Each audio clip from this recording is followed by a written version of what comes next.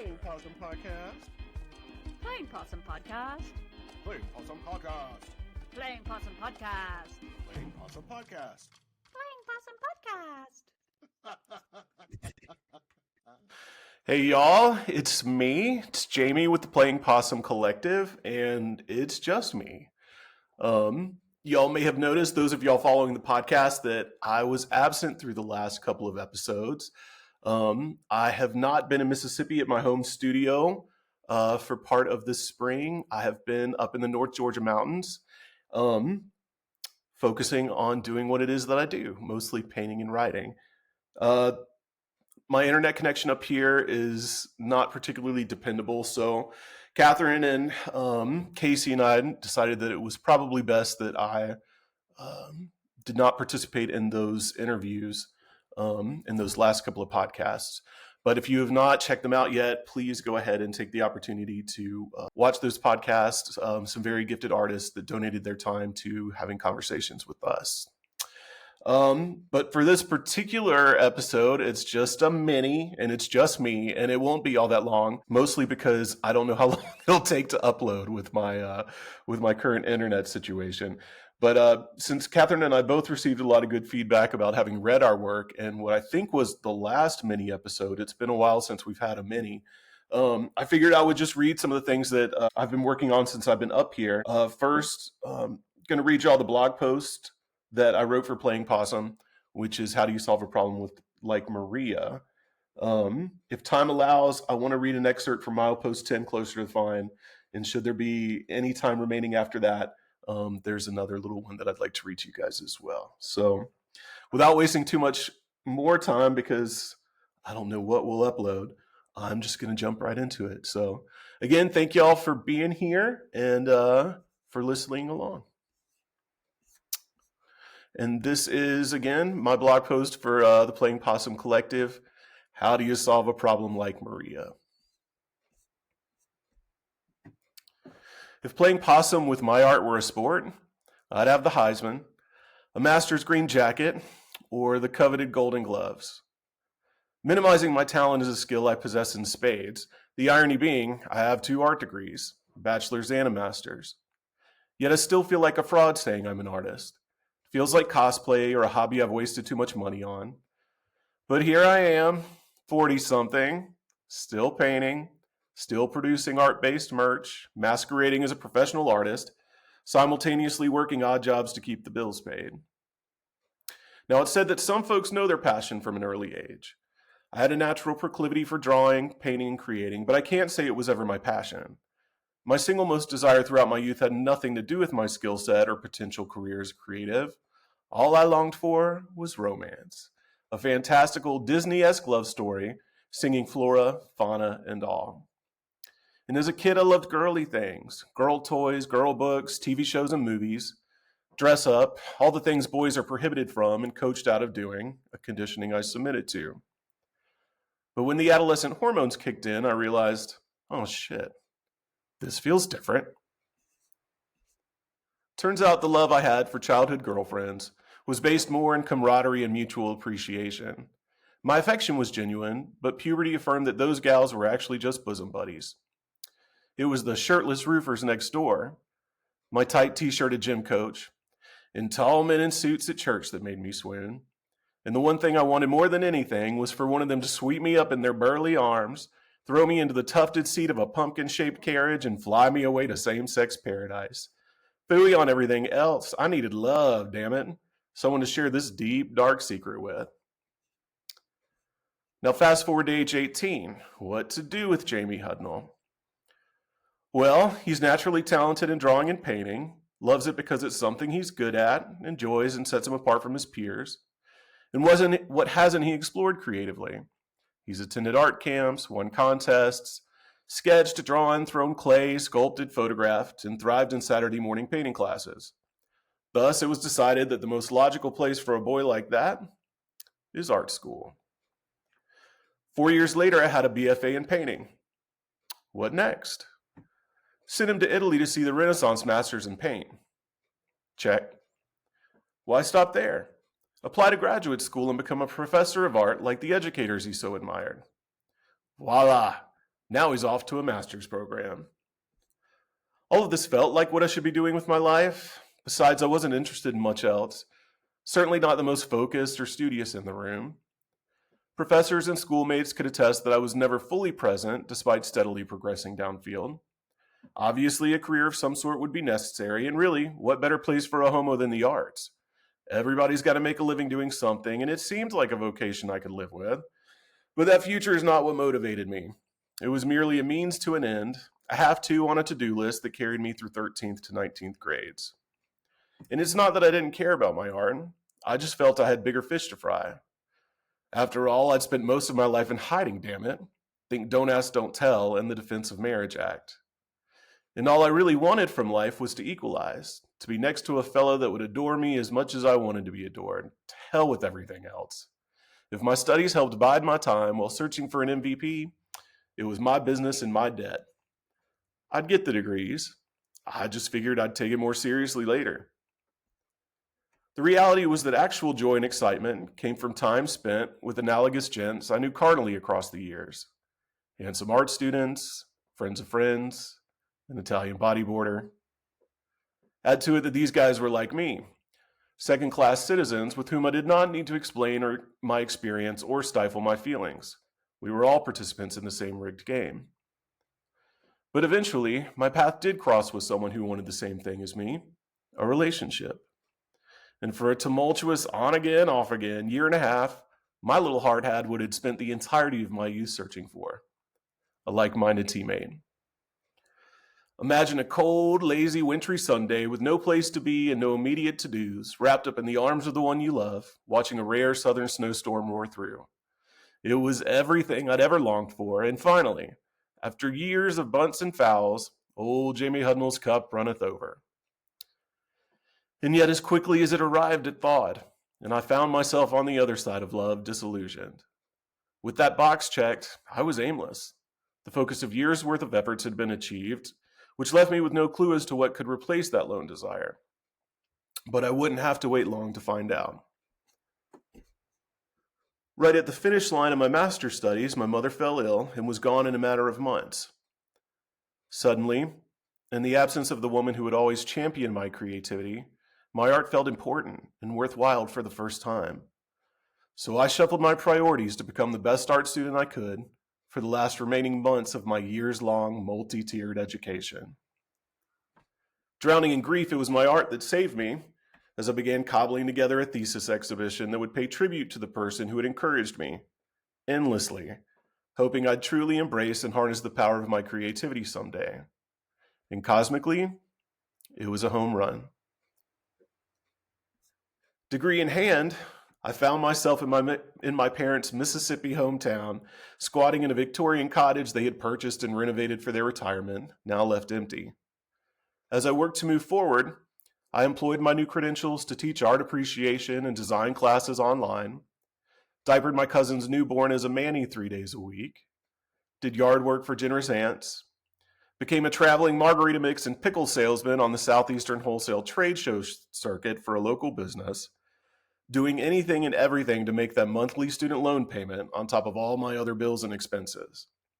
And though my art had proven its ability to get me through tough times, again, I eschewed its power. Paint? Make art?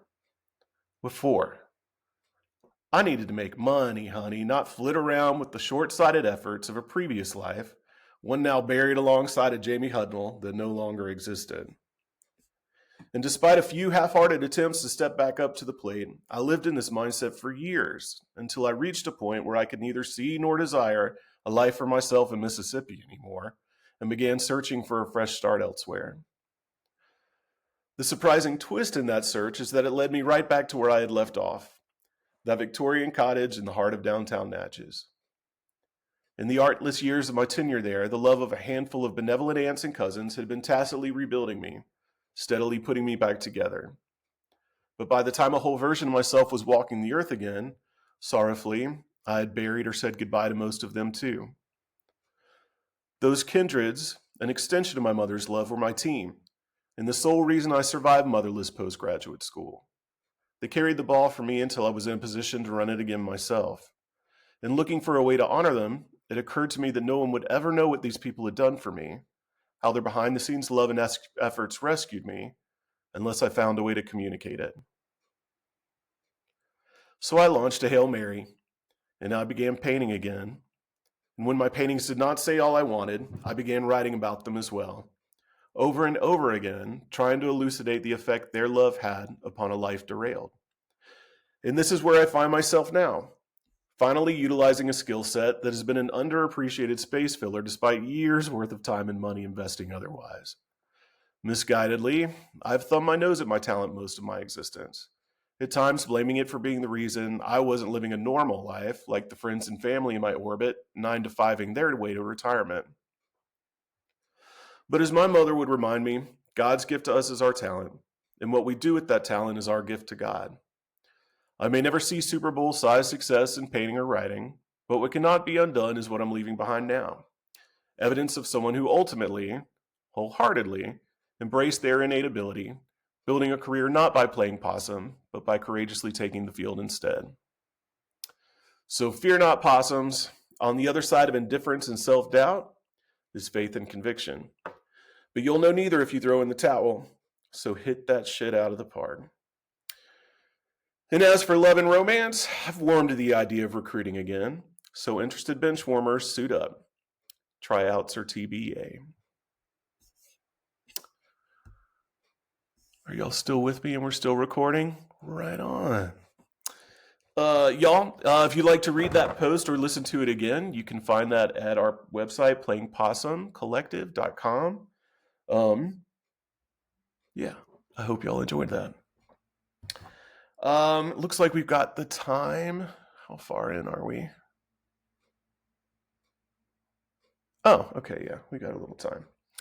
All right.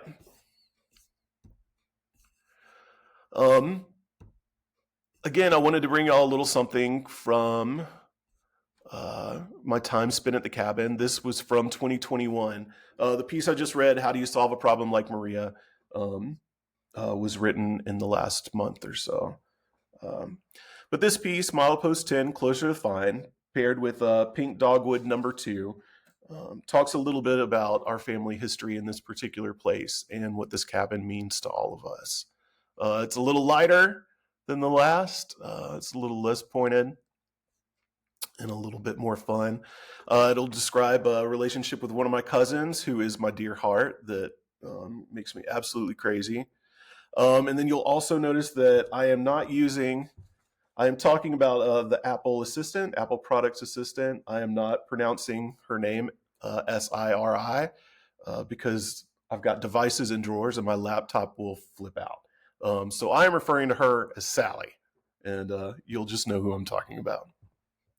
All right, so again, here we are, Milepost 10, Closer to Fine, paired with the painting Pink Dogwood number 2.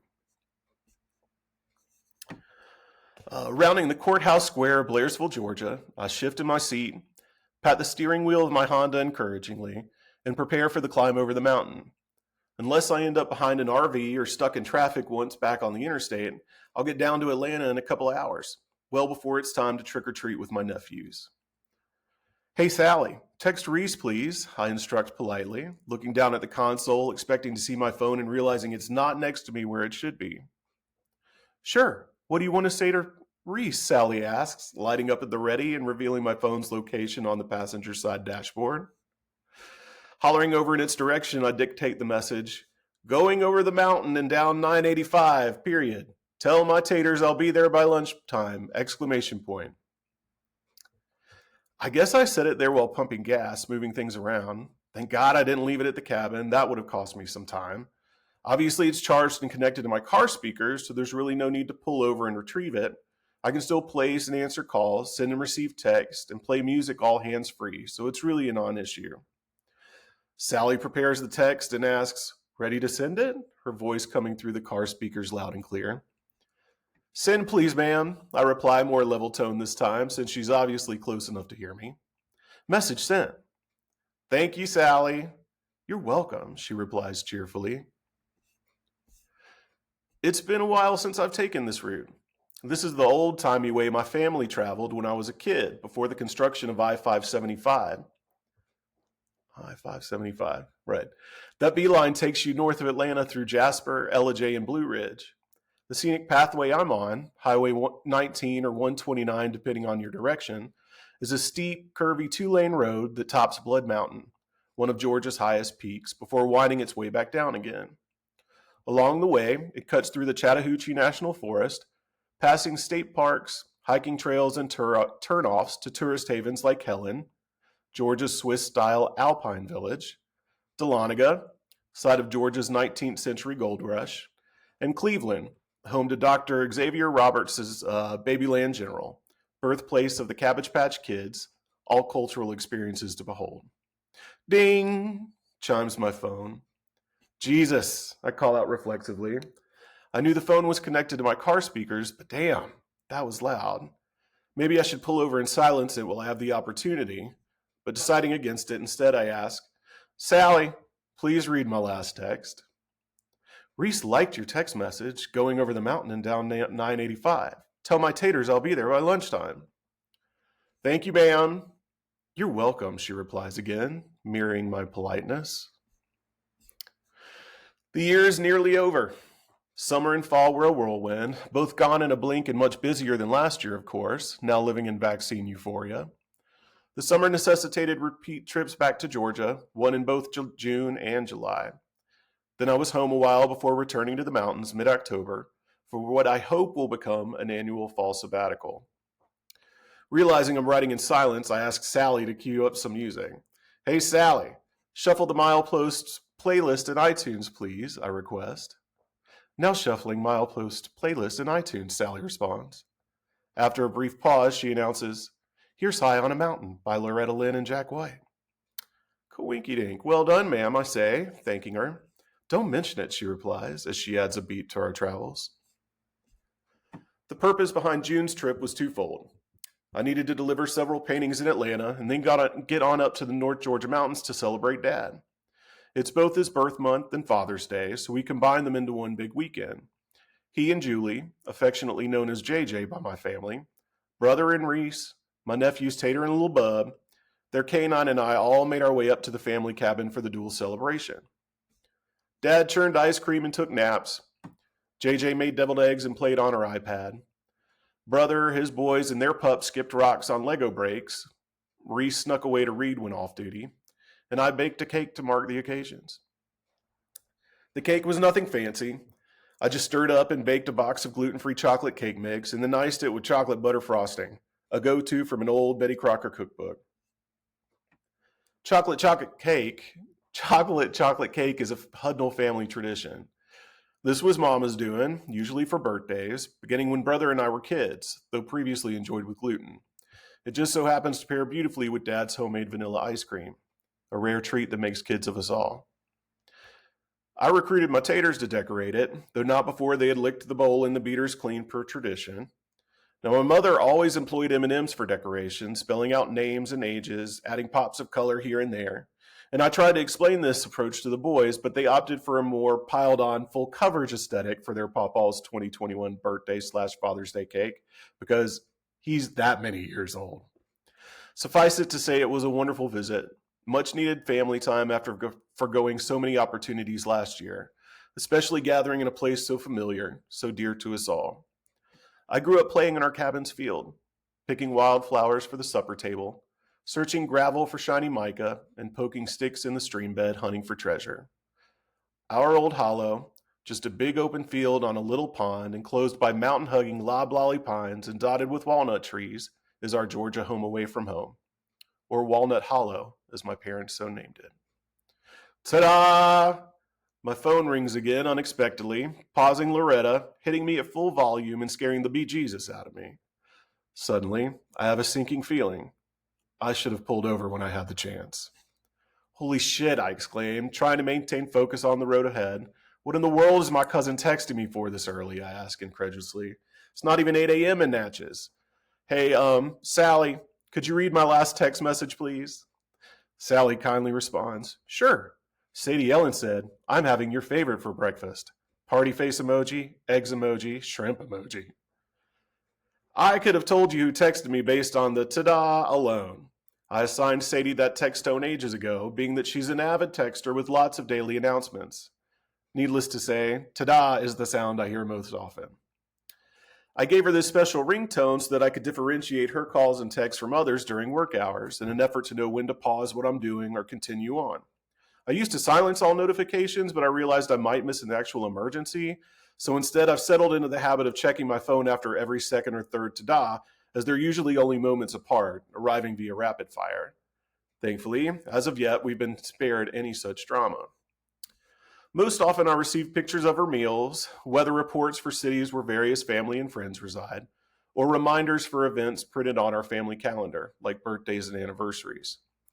Typically, I'm confronted with strange food pairings, but since she's proud of what she cooks, mealtime being a favorite pastime, I feign excitement about her creations by offering up supportive emojis in response.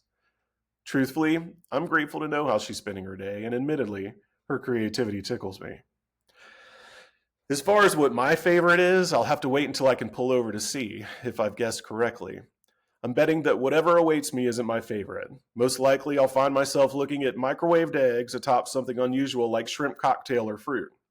Were I not driving, I'd reply with a picture of a possum or an armadillo, but for now, a handful of emojis will have to do. Sally, reply to Sadie, please. What would you like to say to Sadie Ellen? Your favorite, exclamation point, sparkles emoji, skunk emoji, thumbs up emoji. Ready to send it? Send, please. Message sent. Thank you, ma'am. Don't mention it. My parents acquired their piece of Appalachia in the early 1980s, having fallen in love with the mountains after a trip with church friends. Originally, they had a single-wide trailer towed to the edge of their field. Then a couple years later, they constructed a modest log cabin with a few bedrooms over a cinder block basement. Before it even had windows or doors, they were sharing it with friends and family far and wide, inviting all their kith and kin to come share in the peace they'd found high in the mountains. Ta-da! Sweet Jesus, old girl is on fire this morning, I worry aloud. I really should have pulled over when I had the chance. Her text assaults are a daily occurrence, so I should have anticipated this. I just didn't expect to hear from her this early. Recovering, I take a deep breath before asking Sally once again to read the last message received. Of course, Sally replies. Sadie Ellen says, you are a ham, Jamey Hudnall. Laughing face emoji, meat on bone emoji, thumbs up emoji. I guffaw and smile, taking it as a compliment. She's not wrong, and she means it lovingly. And she can get away with calling me an old ham because, as the old saying goes, it takes one to know one. Sadie's superpower is levity, unbeknownst to her, and she wields it like a pro. Her life's love involves anything which gives her the opportunity to ham it up with family, texting included, garnering as much attention as possible in the process. That's what powers a true ham, an audience. And in front of our peoples, our girl is a bone-in, spiral-sliced, brown sugar-glazed, honey-baked ham. Now, it might be dangerous to poke the bear under these circumstances, so I'm just going to keep quiet, cross my fingers, and hope she moves on to other family and friends. If I encourage her, she'll start firing off more texts, and since each one is announcing its arrival at full volume through my speakers, with little to do other than turn off the music and ride in silence, I'm just going to lay low and hope for the best. Otherwise, she might send me over the edge. Literally. My Mississippi cousins drove over to Georgia in the summer months, stopping first in Atlanta to ride roller coasters at Six Flags and buy glow sticks at Stone Mountain's laser show. Cultural experiences to behold as well. Brother and I often brought church and school pals up. Both of our scout troops camped in the field.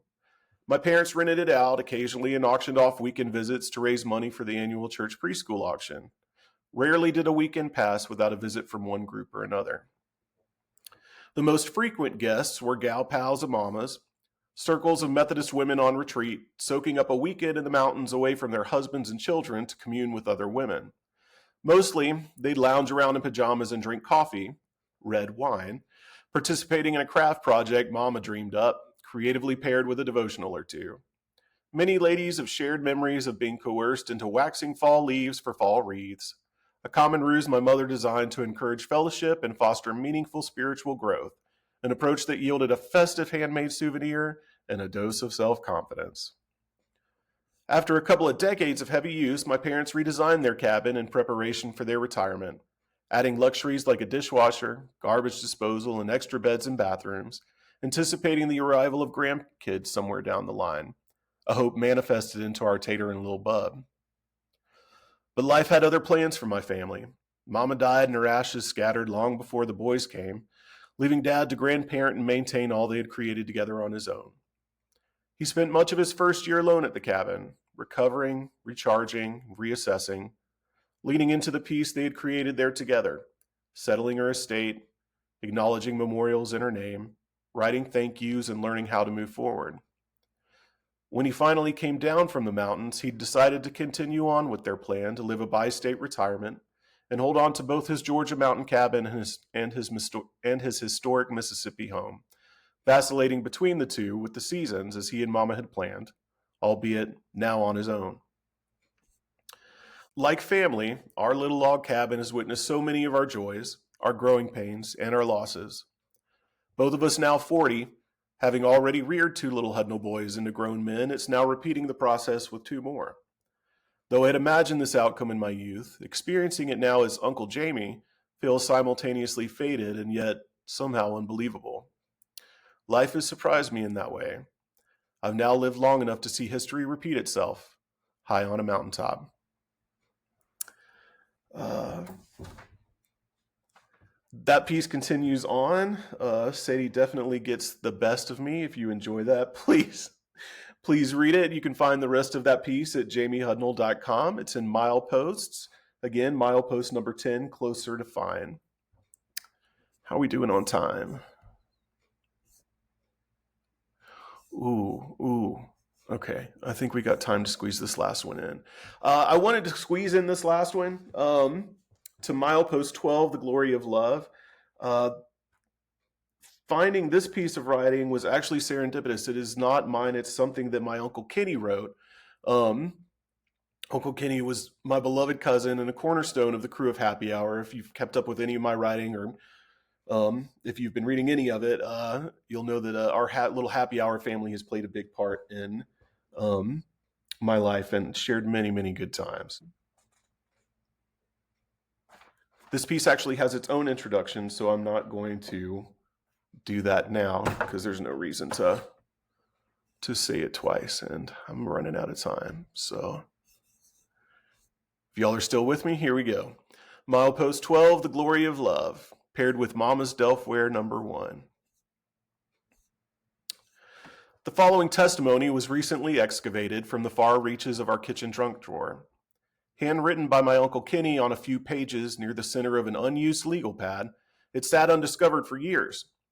It's believed my mother must have found it while settling Kenny's estate and brought it home, though it's possible she never saw it herself. In fact, Kenny's words may have stayed pressed between the ruled sheets of the notepad for decades, unknown to us all. As for its origins, I see Kenny rushing home, grabbing for something to write on, latching onto the legal pad, haphazardly flipping it open to the center and emptying his heart onto the page, compelled to record the events of one of his toughest days. His scribbled words suggest he penned his thoughts at least a decade before he died, so whatever happened afterwards is anyone's guess. Essentially, Kenny's words have waited nearly 3 decades to be shared, and I'm honored to do so here. The loving gesture he describes brought to mind 2 separate family episodes, one involving my Aunt Ellen in early motherhood, and the other, a conversation between my mother and me shortly after her long-awaited move back to her hometown of Natchez, Mississippi, both of which are included here. May the trio inspire the rediscovery of your own treasures treasured. The Matthew Rose by Kenny Hathaway. Yesterday I sold my parents' home, the one where I grew up, cut grass, caught lightning bugs at night, played Tarzan and built forts in the bayou, and basked in the love and warmth of 2 of the world's finest parents. Yesterday was the day to get the last of their possessions cleaned out, sign the papers, and say goodbye. I took the 2 guys who were going to move everything down to my former home and told them what needed to be done. When they left to go borrow a friend's truck, I found myself alone with a chance to look around one more time. I must say that the old place looked pretty grim. Kids had broken in, torn up and broken everything they had found, and the place had that sad, sad look of a place that had no one left to love it. But when I closed my eyes, that's not what I saw. I saw instead big, delicious smelling cedar Christmas trees that Daddy and I would go find in the woods. I saw the three of us digging into big steaks with mushrooms to celebrate special occasions. My mother coming in from the garden with dishpans full of butter beans, tomatoes, and okra. Our dog stretched out in front of the fire on winter nights. The three of us absorbed in Alfred Hitchcock, Gunsmoke, and Jackie Gleason as we watched on our secondhand black and white Zenith on Saturday nights. Most of all, though, I could feel the love and good times that are still able to warm me after all these years. As I looked through the remnants of our household possessions, I found some treasures that I'd missed earlier. Daddy's beloved old National Geographics, some from 1917 and 1920, that he and I would read on Saturday afternoons, propped up on pillows in their bed. An old wine bottle with Christmas lights in it, made by my mother's dear friend, Mrs. Bonner. And best of all, some of Mama's favorite recipes in her handwriting. As I quickly closed the door, I could almost hear my mother's voice saying, "Aren't you going to take the Matthew Rose?" In 15 minutes, I was back with a shovel, digging up the sprouts of an old-fashioned rose that my mother had planted, loved, and nurtured for over 40 years, a rose that she'd dug up on one of our Sunday afternoon fishing trips when I was about 5. The next thing I knew, my trunk was filled with starts of Great Aunt Minnie's irises, Aunt Jessie's chrysanthemums, Grandma's red amaryllis, and an old purple hyacinth purchased and planted by me when I was about 7 years old. It had bloomed faithfully every year until my mother went into a nursing home. Maybe it'll bloom for me again. So, Mom and Daddy, I've done the deed. But I kept the best part, a warehouse full of memories of an ideal childhood and the love of the best parents. And yes, Mama, I got the Matthew Rose. If you can, check out the rest of that post of Milepost 10. A piece about my Aunt Ellen and early motherhood. It's a beloved family story that I've known since I was a child. She loved to retell it, especially after a few drinks. And one that I remembered, a conversation between me and my mother. When did I write that? I think it was 2022. Not too long ago. Yeah, 2022. A conversation that I remembered on a rainy spring day, and sat down and wrote in almost one fell swoop. Thank y'all for making it. I am just over 30 minutes, so there's a good chance that this post will make it to the internet. Totally depends on the internet gods, but thank y'all for joining me here at the cabin. If you've enjoyed my work, you can find it at jameyhudnall.com. That's JameyHudnall.com. You can also find me on Instagram at Jamey Hudnall, and you can also find me with the Playing Possums. So many thanks, y'all. Hope y'all enjoyed it, and expect to see me back with Casey and Catherine when I have come down from the mountain and gotten back to Southwest Mississippi. Appreciate y'all. Many thanks.